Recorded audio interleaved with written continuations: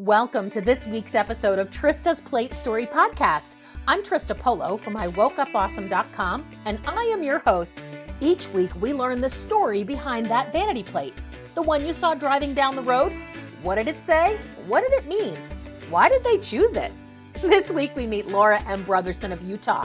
Her plate, Date Night, reflects her passion for building strong marriages and families as best-selling author, licensed marriage and family therapist, and certified sex therapist. Laura is the founder of the Marital Intimacy Institute with a mission to help couples create sextraordinary marriages.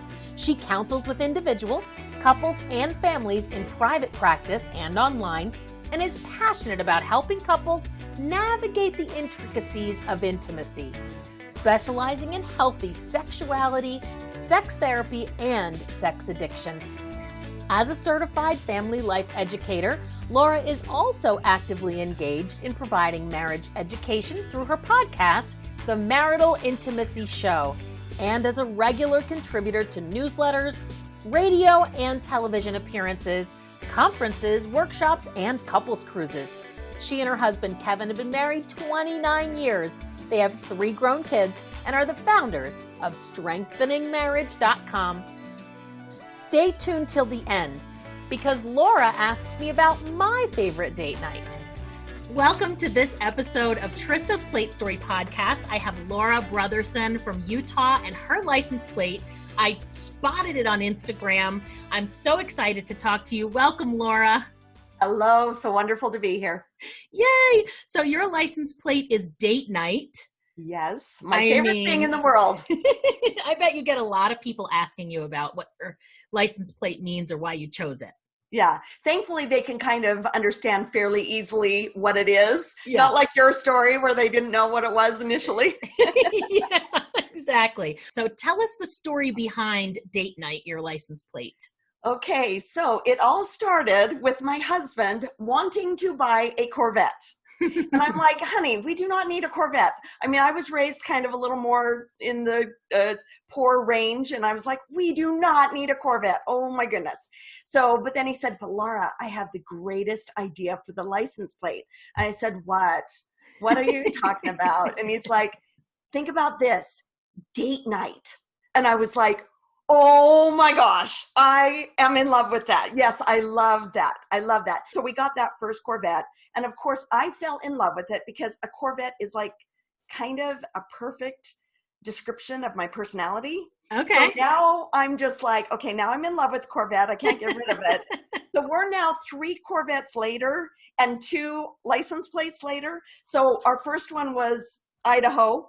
Date Night. Yep. And the one that I have now, because we've moved to Utah, is now Utah Date Night. Awesome. Isn't that funny? Is your husband in sales because he really knew his audience and he knew how to look like what's in it for you? He's not in sales, but he did a very good sales job right there. Now you love Date Night, and there's a reason why, because that's something you teach people how to do really powerfully. So tell us about your background. What do you do for a living? Yeah, so a licensed marriage and family therapist and a certified sex therapist, which is kind of rare. In fact, when I lived in Idaho, I was the only certified sex therapist in the state. I think there's more now, but there's not very many of us around. And so I'm a marriage counselor, a sex therapist, and I'm an author of 3 different books. My first book, And They Were Not Ashamed, Strengthening Marriage Through Sexual Fulfillment. My second book, Knowing Her Intimately, 12 Keys for Creating a Sextraordinary Marriage. That's my second favorite word after Date Night. And then my most recent one, which I just wrote this last December, is From Honeymoon to Happily Ever After, 23 Keys to Prepare for a Sextraordinary Marriage. I love it. You really know how to do a book title to make a person want to read a book. If the content is half as good as the title, those are going to be real page turners and real value for people. Yeah. Wow. So you're a sex therapist and a marriage and family therapist. Yeah. And I agree with you. That's like kind of rare to have a sex therapist. The only one I can think of is Dr. Ruth and now you. Yeah. Yeah. Yeah. There's not many. There's not many, right? What made you get into that line of work? What drew you to that specific population of conversation? I always knew I wanted to be a marriage counselor. So I had already gotten my bachelor's degree in family science, kind of a precursor to marriage and family therapy. Then I raised my kids. I've got 3 kids, 3 adult kids now. And then I was teaching kind of an evening course, kind of a community education course, an institute class for strengthening marriage. And about a third of the material was about sex. And I was like, wow, I need to get this information into a format that more people have access to. So when they asked me to teach the class again, I was like, you know what? I think I need to write a book. So that's when I wrote my first book back in 2004, and They Were Not Ashamed. And then after I wrote the book, I then went back and got my master's degree in marriage and family therapy, and basically it's almost like a second master's degree to become certified as a sex therapist because of all the additional training and supervision and stuff that you need to get certified. So then I did all that. Then I wrote my next 2 books. And I love what I do. I love helping people in any way in general, but I especially love helping people with something that is so important in marriage and such a taboo, difficult topic that a lot of people don't really want to talk about, or a little bit gun shy to talk about because it's such a taboo topic. But for me, it's literally like, I say this to my clients a lot. I'll say, for me, this work is like walking on the sacred ground of someone's soul. It's just so profound and powerful what you can do to transform somebody in this area. Can you say more about that? Because that is not something I've ever heard said about sex. Yeah, Trista, this is a great point, because for a lot of people, sex and spirituality or godliness don't go together. Yeah. Whereas that's kind of one of my main missions as kind of a Christian resource for people, is that God's the one that created sex. Remember? God's the one that he's the one that thought up the whole idea. And it's his baby. This is what he wants people to fully enjoy and embrace this God-given gift. I mean, I talk about sex being God's wedding gift to husband and wife. And so this is a really big, important concept about the sacredness of sex, but I don't want it to just be this blah, we got to be all reverent thing. It's also about passion. And so people just have a hard time marrying sex, spirituality, passion, goodness, godliness. And that's a big part of what I try to do. It's almost like a yin yang kind of conversation. Like they're together, but separate, but together, but separate. It feels like, yeah, for sure. And it's just super important to have both sides of that. And it's kind of like maybe another way to think of my mission is just shining a light back on sex, or taking sex out of the darkness and putting it back into God's light. Those are some other concepts around what I'm trying to do. I love that. Now I have to ask, because I feel like this is a question that probably people are thinking, it must be different to be married to a sex therapist, right? So I need to ask, how is that for your husband? That's great. That's funny. Okay. My first thought is thinking about the lady in our church. We'd go to church often on Sunday, and this lady would come up to my husband and say, I know why you smile all the time. That was my first thought. My second thought is, when we were setting up the business, the Strengthening Marriage business, and our tax guy was kind of talking us through it. And I was like, okay, so if I'm the president of Strengthening Marriage, Inc., which is our business, I was like, so what is my husband? Like, what's his title? And he's like, I'd say he's the highly compensated research assistant. And my husband dies every time I say that. So then I actually asked my husband, I said, so what would you say? What is it like being married to a sex therapist? And he's like, it's great. I was like, really? That's all you got? Two words for me? That's a man answer. That's my husband answer. So the thing a lot of people ask me actually even the most is, how is your husband with you going out and talking about sex everywhere? Because I do a lot of speaking engagements as well.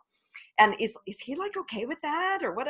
And so I said, Kevin is my husband's name. I was like, what is your answer to that? And he says, hey, you can say whatever you want, as long as it doesn't get back to me, I'm good. So I guess as long as he doesn't watch this, we're okay to say anything. Okay, great. So just don't share it with him. People kind of worry about that even for my own husband, but I'm like, listen, guys, I talk about sex all the time, and I can't even think of a time I've ever had to talk about anything that remotely would have made my husband uncomfortable. Never. Yeah. So it's not as scary as people think it is. That's good to know. That's good to know. Because I will tell you that I definitely have that taboo thing with the whole sex conversation. Sure. I'm not comfortable with it. Sure. I think it's kind of cool to have a sex therapist on my podcast. I will be honest about that. But the conversations of openly talking about my own sex life, and like, I'm a huge fan of the show Friends. And it always struck me as odd that they were all perfectly fine, like in the bedroom having sex when people were in the living room hanging out. And to me, that was just like a nightmarish situation. Like, I would never want somebody to know I was having sex. So like, even just that level, and it's on TV, and that was 20 plus years ago. They were doing that. So I've always been way, way more conservative than I guess the norm. You're not alone, Trista. You're so not alone. I mean, in chapter 1 of my first book, And They Were Not Ashamed, I talk about something called the good girl syndrome. And it's kind of back to what we were talking about a little bit before, where we just haven't been able to integrate sexuality with goodness and okayness and all of that. And so we really just need to do a little bit of work to get those put back together. And that's a big part of what I do with counseling. Yeah, I love that. Now you, when we spoke before this interview, you told me that you had something happen to you when you wrote the book that really affirmed that the information you were putting out was so important. Can you share that story? Are you talking about the Central Park story? Yes. Okay, yeah. Quite a few success stories that people have written in about, But this one particular woman, this blew my mind. This was way back when I first wrote this first book, And They Were Not Ashamed, in 2004. But she was from New York, which is what made me think of you, because you're from New York. And she was in a park, and I'm not for sure. I didn't go back and check to see if it was Central Park, but that's my memory. But she was walking around the park. She sees this book on a bench, and she's really curious about it, but she's like, oh, that's not mine. So she keeps walking around, and she comes back past it, and it's still there when she comes back quite a bit later.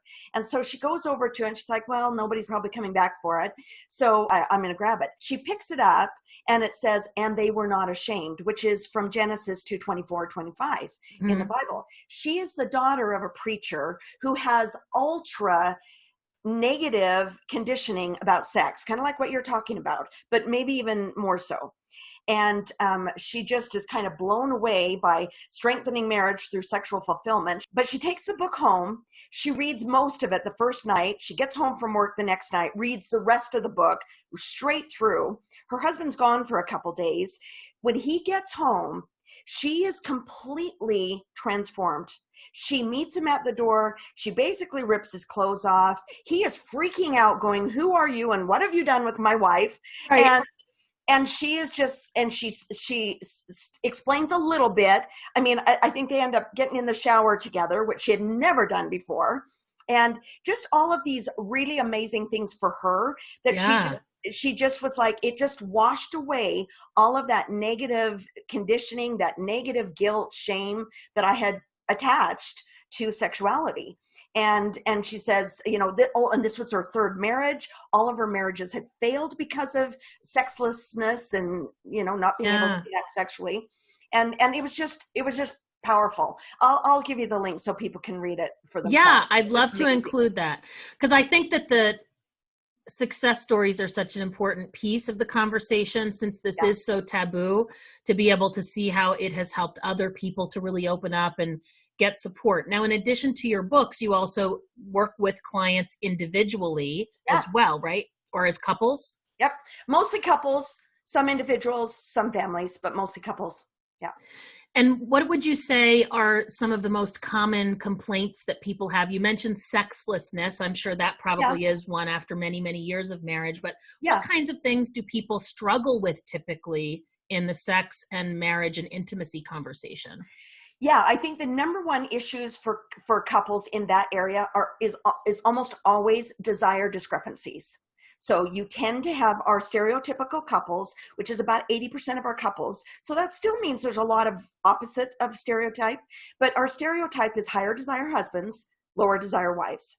And so that working through that discrepancy is kind of our biggest deal. And so what that then also means is that our biggest issues for couples is men trying to kind of work on what I call sexual self-mastery, mastery of that strong God-given sex drive for men. We do not want to demonize that.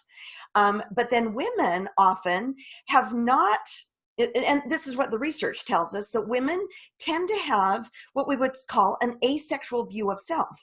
So if you think about what that means is we might have, in fact, this is in my, I'll just show you because it's a little easier to see for those that watch the video Sure. of it.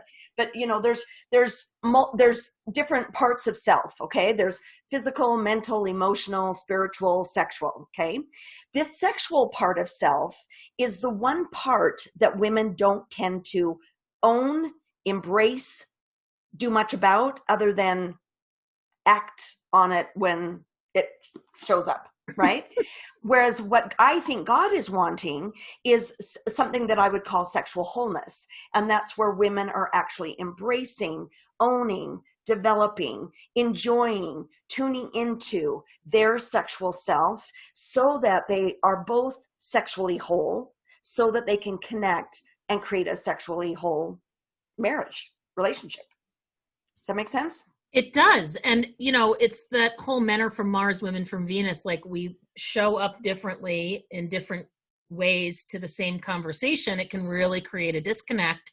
And because the sex conversations are so taboo, nobody ever taught me how to talk about sex. Right. Nobody does. And the problem is, Trista, when good, normal, healthy, confident, intelligent people like you and me cannot talk about sex in any kind of a public forum, we perpetuate this taboo nature of sex, and we make it impossible for couples to have a good sexual relationship, because it's one thing to have sex. It's a whole different animal to actually be able to be open about it and talk about it.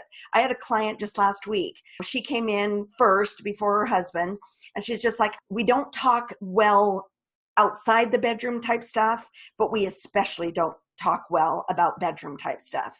And so she had him join in this last week, and just trying to normalize the topic a little bit. That's why I love one of our radio station or our TV stations here in Utah, KSL. They have me on almost every month to do a little segment about sex. I mean, hello, in conservative Utah, right? I get to talk about sex.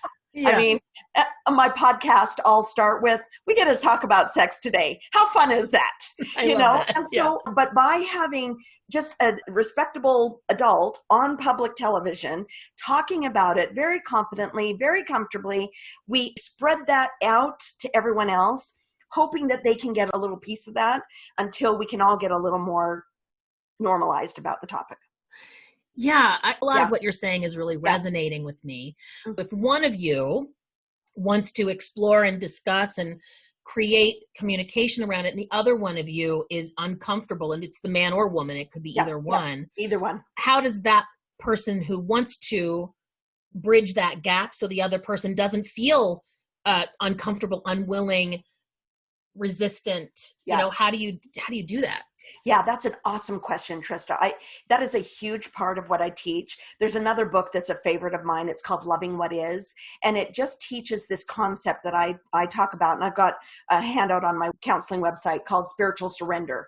And it's just a concept of when you work on yourself and you don't need the other person to change, then anything you do to change yourself, they get a piece of, almost through osmosis. That's why I love being a marriage counselor, because I'm a systems theorist. I think in systemic relationship ways. And what that means is I know that if I only can change even one person, I can change the whole relationship. And so for me, I don't need both people. I just need one of you. I just need one of you to change the air about this topic to make it a little bit more accessible. I mean, think about it. Let's say it's you, Trista, and you just get a lot more comfortable and confident with this subject. Instead of being all maybe weird and kind of taboo-ish before, you might be a lot more playful. One of the characteristics that I encourage is flirtiness for women, because you bring in that playfulness. It's a lot harder to resist playfulness, because playfulness has an element of, I'm just being cute and fun with you, but I don't need anything from you. And when you don't mess with someone else's agency, where you don't have that backstory that says you need to change something, then any approach you take is going to be positive and helpful and very respectful of their agency still. So that's how one person can change both people. I love that you're saying that, because I actually have experienced that in other areas of my marriage. Yeah. I took a course on communication, and I really, really wanted him to take the course too. And he did, but he didn't get a lot out of it. And it actually turned him against a lot of what I was learning. And so I decided, rather than try and force him to take the journey with me, Yep. I started just really becoming a student of the distinctions and lessons I was learning. Love it. Owning them myself. Love it. And magically, he started to shift too, Yes. even though he'll probably tell you he didn't do an absolute thing Yep, I got you. differently. That's It's the like power that of surrender. shift. Yep. Yeah. That is exactly what I call surrender. My simplified version of that, totally believe that he's going to love any learning about this, totally don't need him to, and he will step into it. It's a magical concept that makes no sense, totally paradoxical, but it works. It just works. It works. Yeah. I have so many examples of that. I love that. I think that's really great. Now, we talked really briefly about like a sexless marriage. And Yeah. I bring this up because, I think it's really common. I think Yeah. it's more common than people realize. Yeah, I So think you you're can right. tell me if I'm right about that. No, you're right. Research agrees. Almost like you become friends in marriage Uh-huh. as opposed to lovers and friends.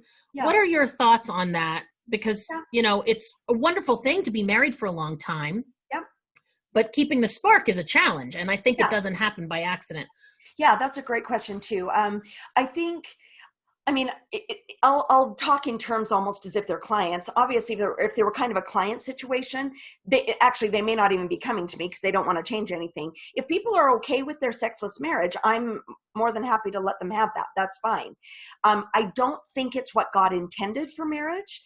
I think marriage is a divine polishing process that requires both of us in a marriage to have to stretch and grow and become whole. I think God is all about wholeness and completeness, perfection, but that's got more negative connotations to it. So I think that if either one of them find me, come to me, get any of my materials, one of them can start to make that difference. And they don't have to be in a sexless marriage. I mean, part of my education in graduate school, I'm just thinking about aging and sex. And, the healthier couples are still sexual, even as they get older, for example. So even age doesn't have to be sexless. You might have to get a little more creative with your lovemaking and stuff like that, but that's fine. So it doesn't have to be, it can be changed. We've talked about it being one person that can change it. And, it's very doable. Yeah, that makes sense.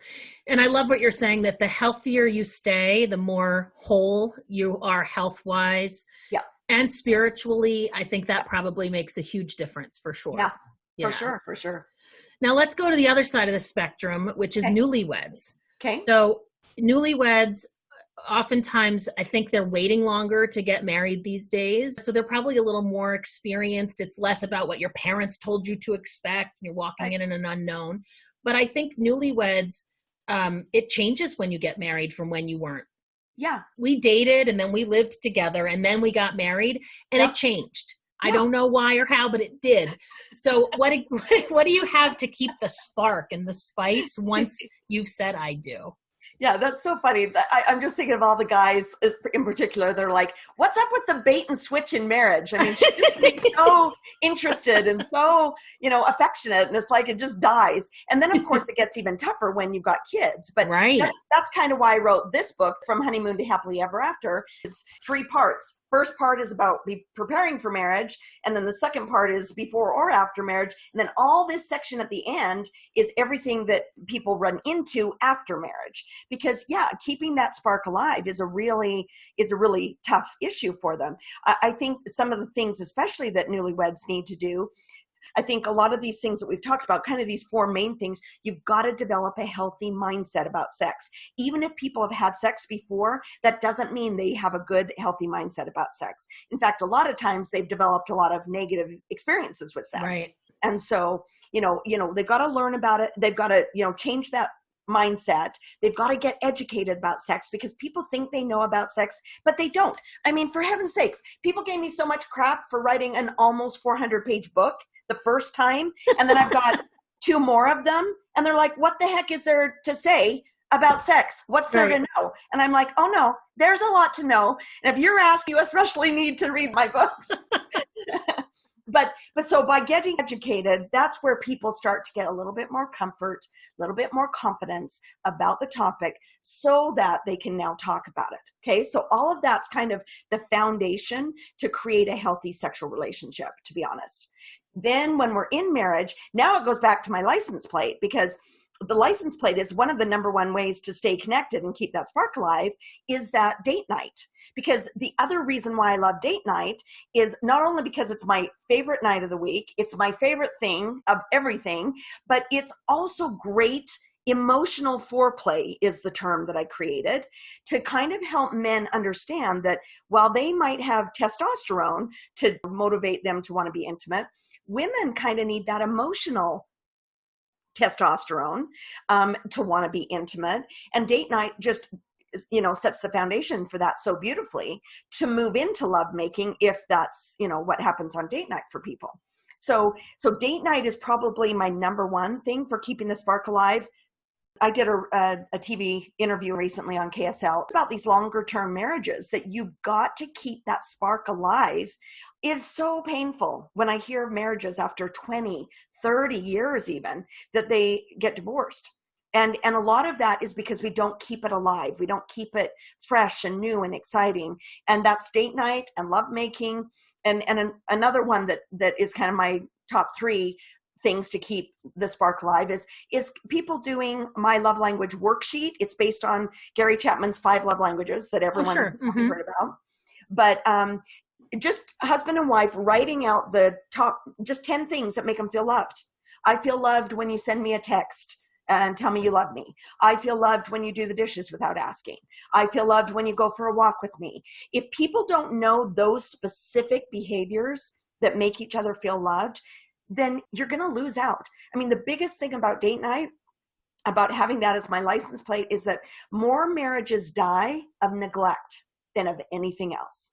So that you can see why, as a marriage counselor and a sex therapist, date night is going to be on my license plate. You know what I mean? For sure. You're so right. And I have to say, I love the love languages.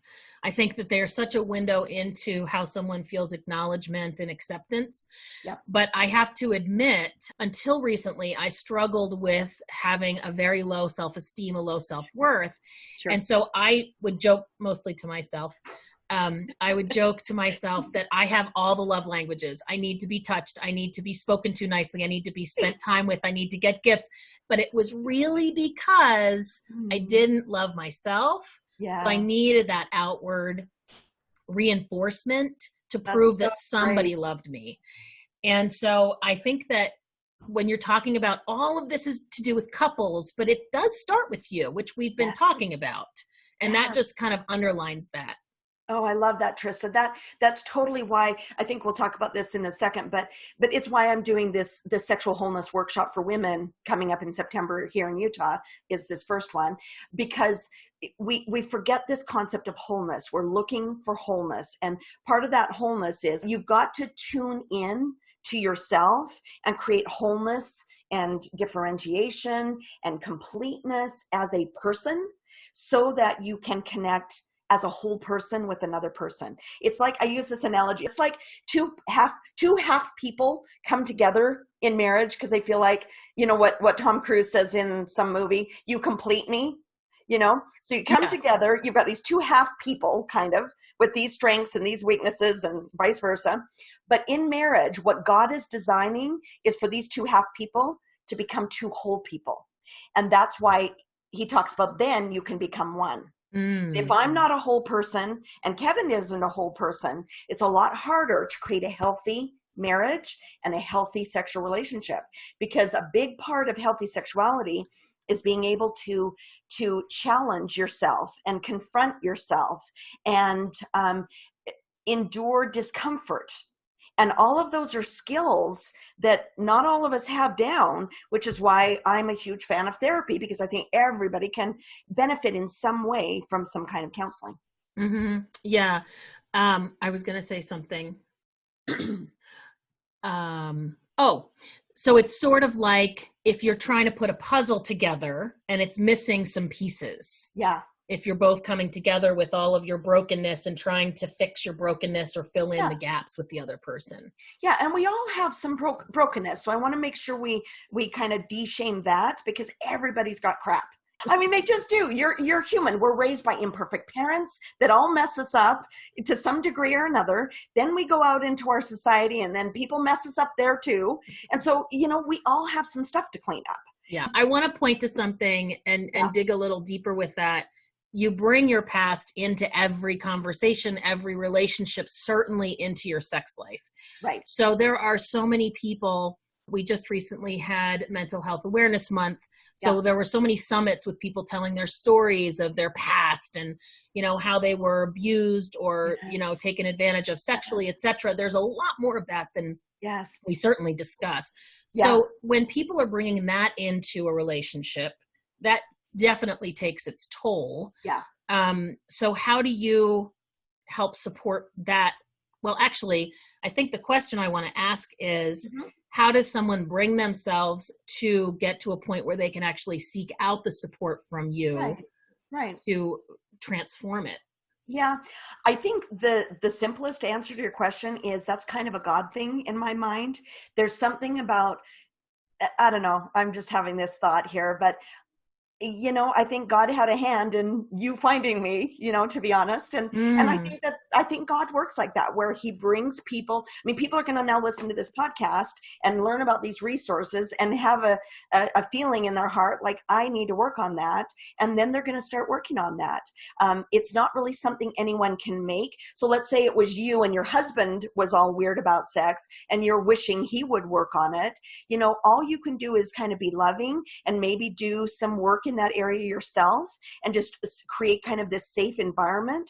But people have to choose for themselves to do the work. Almost every couple that comes in my office, one of them wants to be there and the other one kind of doesn't. Or really doesn't. Was dragged in here, you know, with a rope. So I mean, you're always working with that dynamic, but I just think that God has a really great way of just putting the right stuff in your life and you getting to this stuff when you need to get to this stuff. And I work with a lot of sexual abuse stuff as well, but so much of the same work is done by the rest of us women that maybe don't have that official sexual abuse stuff. Because think about it, Trista, just watching our news, you have vicarious sexual abuse happening. So, I mean, you just experience some of this stuff just by watching, just by being in society. So it's just a matter of finding somebody you can trust that can walk with you through this journey of figuring out what you need to work on and cleaning out. I mean, because almost step one for most women that walk in my office that want to work on their sexuality is I give them step one of cleaning out the sexual sludge that's in our brain. Our mind is the number one sex organ. Sex starts in the mind. All of us, but especially women, have got to at least start by, I say, go home, write down 50 full sentences. Number one, I hate sex because of this. Number two, I hate that this happened to me. Number three, I hate that my husband always does this. Number four, and I want 50 minimum, because I want them to dig into those corners and clean out that sludge. And that's just step one for people, that they can then start to move into having more of a healthy relationship with their sexuality. Wow. And then a healthy relationship with their spouse. Yeah. I agree. It has to start with you. I mean, that's, I think, a theme that's running through this conversation. Yeah. I have to ask, I think back to the whole Hillary and Bill Clinton thing. Sure. And that was a conversation, granted, a while ago. Yeah. But, there are always judgments like she should leave, he should leave, she should stay, the kids involved. I'm just curious from a sex therapist standpoint, what your thoughts are on that. Yeah, that's a great question too. This is maybe some good insight for your listeners, but as a marriage and family therapist, we're trained to think about relationships. So if you go see a marriage counselor, we're trained to almost be marriage-friendly therapists, if you think about it that way. If you go see a mental health counselor or a psychologist or a social worker, they're more trained to think about the individual. So you're going to get a very different kind of approach to counseling. So if I'm just thinking about you and what you want or need, or if I'm just thinking about Hillary Clinton and what she wants and needs, then that's going to be a very different conversation than if I'm coming in, Trista, with your marriage as my primary client and you and your husband as my secondary clients. Because I personally, as a marriage-friendly therapist, and you definitely want to check that out before you go see anybody for marriage work, because a lot of marriage counselors can actually help you right out of your marriage, and that might not have been what you wanted. So for me, I'm always advocating or shooting for improving and helping the marriage until one of the clients says I'm done. Then I help them out. But I'm always going to go to bat for their marriage because that's what I assume they're there for. Unless they say, hey, I'm getting divorced, I'm already decided, can you help us do this better? Then I'm like, you bet, great, we can do that. So, and in their case specifically, I've got at least 3 clients just off the top of my head that are in very, very difficult marriages with these happen to be 3 women, very difficult husbands, a lot of narcissism, a lot of addiction, a lot of just treating them so horribly. I probably would never put up with it, but I'm not a 20%er wife. I'm a 80%er wife, and that's a different personality type. I won't get into that. But all 3 of them are like, Laura, I do not want to divorce them. They've been married 20, 30 plus years. They're like, I don't want to divorce them, but you've got to help me function because I'm exhausted. I'm losing it. I don't want to divorce them, but I can't do this. And I'm like, okay, let's do this. Let's figure it out. Yeah. And I think that the lesson that I take from it as an outsider looking in is I don't get to decide what's best for those women. No. Yeah, for sure. Like it's between them and their therapist. But I do love, I never heard this before where certain types of therapists are going to put the marriage first. Yep. Others put the individual first. That's such a helpful distinction. Yes. If you are looking for counseling or therapy in a couple or marriage type of environment, that's a huge thing to know going in. Huge. It's and like, a lot of people don't hear that. You're right. That's really helpful. I'm so glad I asked that question. Yeah, for sure. And your comment just made me think of something that, a lot of times people are a little bit gun shy to even go get counseling. And the thing that's, people don't realize that counseling really is quite simple. It's really not that scary. I mean, one of my cute clients quite a while ago, she says, Laura, I wish people understood that counseling is really great. And counseling with you is so awesome and easy and not scary. And she says, I literally feel like, Laura, I'm just talking to my girlfriend every session. And I know not everybody is the same, and I get that. But for me personally, my clients know I care about them. They know I'm going to bat for them. I tell them all the time, I said, I'll fight as hard as you will. I won't fight harder than you will, but I will fight right beside you until you don't want to, and they know I'm going to help them succeed. I'm going to help them win here. I love that. That's really wonderful. We have to spend a moment on people who have not yet found the perfect spouse or partner. Any advice for that group of people? Yeah, that's a great question. I wish I could get out and talk more about this, and it's sort of what we've already talked about, Trista, but the more you can get your own crap together two things happen. Number one, you attract a very different kind of person. That's number one. So if you're attracting a bunch of crappy people, that you're dating a bunch of crappy people, look in the mirror. go get some help, because there is something to this law of attraction. I really do believe that. So you've got to kind of, so the best thing single people can do is work on their stuff, get their crap together, get as healthy as they can, because they'll attract a better partner. And then number two, they get to start out marriage so much better than the rest of us, who really had to struggle potentially. And I mean, that's just the ideal, not everyone will do that, but that would be the ideal. It makes me think but it would be a good plan if you're in that position to work toward being the best possible spouse yes, you can be before you are a spouse. You got it. Bingo, bingo. Yeah. Love it. That's good stuff. Awesome. Good stuff. Good stuff. So we didn't talk too much about it. I want to hear a little more detail. Tell me about the Sexual Wholeness workshop for women in September. Sure. Yeah. I mean, it's kind of based on this Knowing Her Intimately book, because this is the book that just walks people through in case they wouldn't ever go see a sex therapist.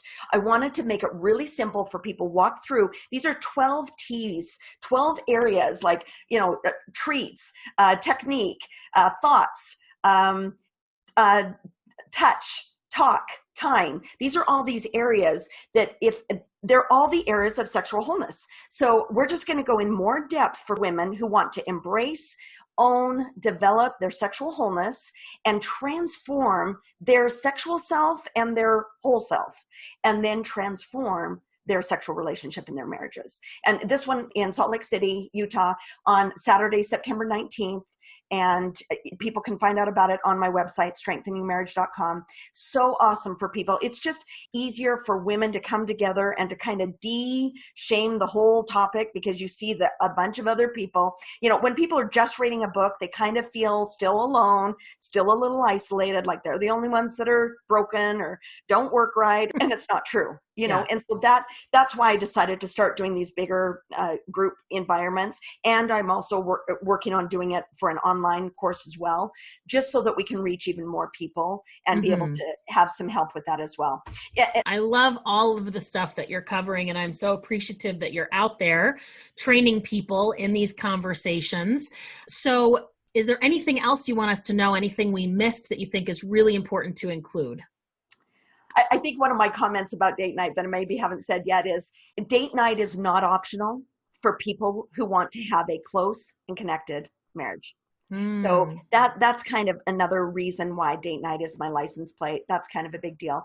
Maybe another thing I could say is I have a lot of really good resources for the public on my counseling website, which is maritalintimacyinstitute.com. And so on my resource page, I think I have over 170 things, like even what we were talking about. Even if people were to just sit down and do that process writing, I've got a process writing worksheet. And to be honest, maybe the one thing to leave people with that they could immediately do that would make the biggest difference, if they simply got this book, Knowing Her Intimately, on audio and played it in the background of their life. You don't even need to pay attention to it. Turn it on for 5 minutes instead of the radio.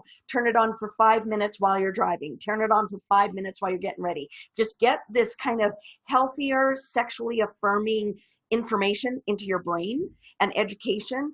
And that alone will just start to change things without you doing anything but pressing play. Awesome. I love it. So I like to turn the tables and give you an opportunity to ask me a question. Do you have one question for me before we wrap up? Trista, that is a very dangerous thing to give to a sex therapist. Can I take it back? Can I take it back? I'm thinking, I already told you that I would never ask you anything scary. But that is a dangerous question. I just want you to know You're that. So right. I didn't even go there. It's just what I do at the end, I know. That's why I knew I'd get you. But actually, the question that I would have for you is, what would you say is maybe one of your favorite or things that you would most like to do on your date night? Your favorite date night ideas. Mm-hmm. What have you liked the most, or what would you like the most? That's a great question. So I'll tell you, because we've both been home for months and we're eating meals together a lot. Yep. I would say my favorite over the last couple of months has been when we either make dinner together or when he makes dinner. Ah, love that one. Yeah. So like last night we had this tuna that had thawed, so we had to eat it. But I think I was still working. And so he was going to make dinner and I was just sort of his sous chef. I'm like, well, you need this. Here's all the ingredients. Yeah.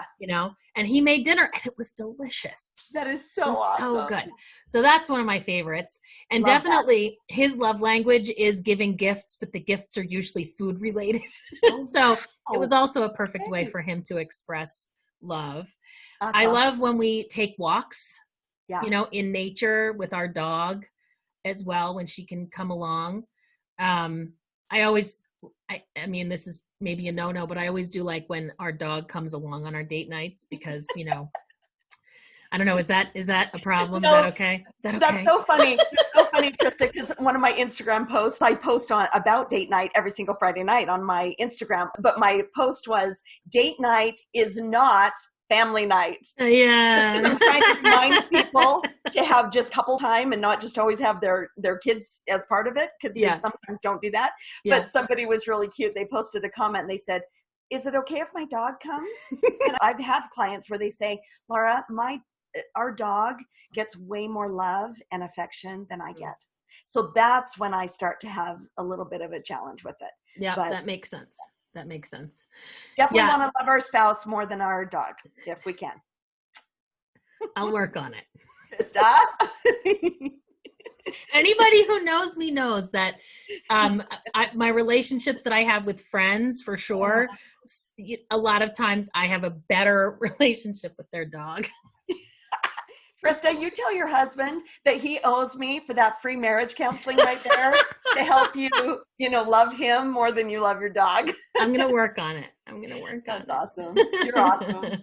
Super cute. You're awesome. Oh my gosh. I have had so much fun getting to know you and the work you're doing. And I really acknowledge you for everything that you're doing to transform not just the bedroom, because I think that's what people think of when they hear sex therapist, right? But the relationships and the intimacy that we have with the people that we choose to walk through life with. I mean, there couldn't be a bigger gift, I think. So thank you for it. Oh, I'm so thrilled to be here. I'm so grateful that you found me. Yay, me too. All because of a license plate. Who knew? All because of the plate story. Look at how magical that plate story is. Totally. And we're going to check out your podcast as well. Sure. So I'm going to have links to everything that we talked about today in the show notes so people can find you. They can access your resources. And definitely starting with that book, I think, is a great place to start, it sounds like. Yep. Sounds good. Awesome. Thank you so much. You bet. It's been awesome, Trista. Thank you. And tell your husband thank you for being a good sport. I totally will. Hopefully it wasn't too scary for him. He hasn't come in here once and made any faces. So I think we did okay. Okay. That's awesome. Thank you for joining us for this week's episode of Trista's Plate Story Podcast. Please subscribe to Trista's Plate Story Podcast to get the story behind all those vanity plates driving with you on the road.